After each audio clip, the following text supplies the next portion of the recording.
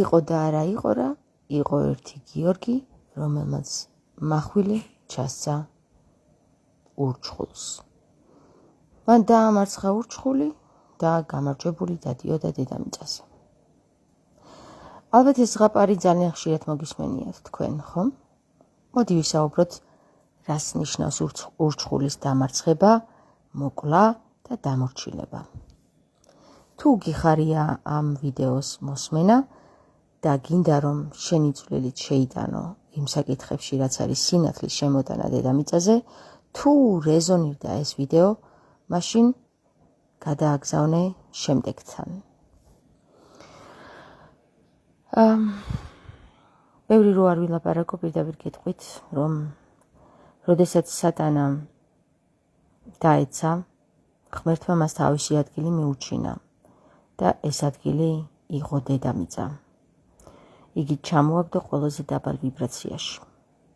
დიახ, რამდენიმე ასლეული ათასი წლის წინ და თუ მილიონი წლის წინ, ამას ვინ მოითვლის, მაგრამ არც წარსულია და არც მომავალია, რაც აწყოში არ იყოს. ასე რომ, ახლა და ამ წამს, როდესაც სატანა დაეცა, ღმერთმა მას თავისი ადგილი მიუჩინა. თქვენ კარგად იცით, ჩვენ კარგად ვიცით, რომ სატანა არ მოკლა მას, მახვილი არ ჩაასო პირში, არც გულში, არც სხვაგან. მან უბრალოდ თავისი თავიდან გამომდინარე, თავისი ადგილი მიუჩინა სატანას.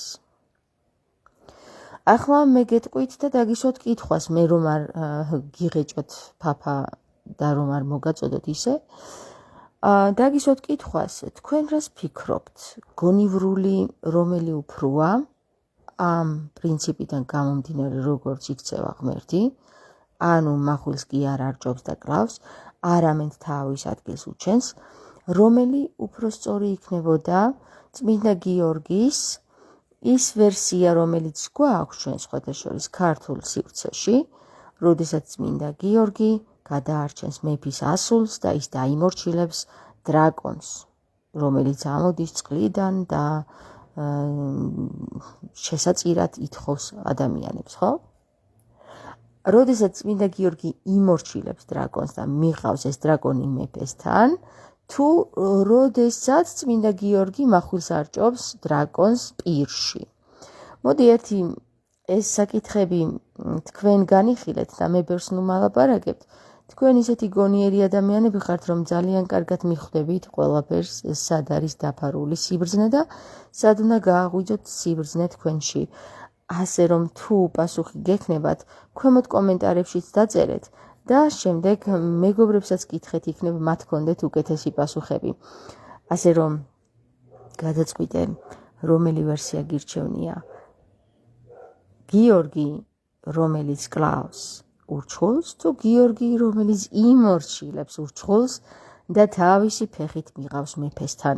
მეფე ვინ არის, ურჩხული ვინ არის, გიორგი ვინ არის? ეს საკითხები მეგობრებო, თქვენ თავად განიხილეთ, კიდე ბევრს ვალაპარაკებთ და თუ მაინც და მაინც ვერ მიხვდით და ვერ გააღვიძეთ თქვენში ის ინფორმაცია, რომელიც უკვე გააქვთ დიდი ხნის მანძილზე ჩაწერილი, მაშინ დამისვით კითხვა, რომ რას გულისხმობ, გოგონა, ერთი გაგვაგებინე რა.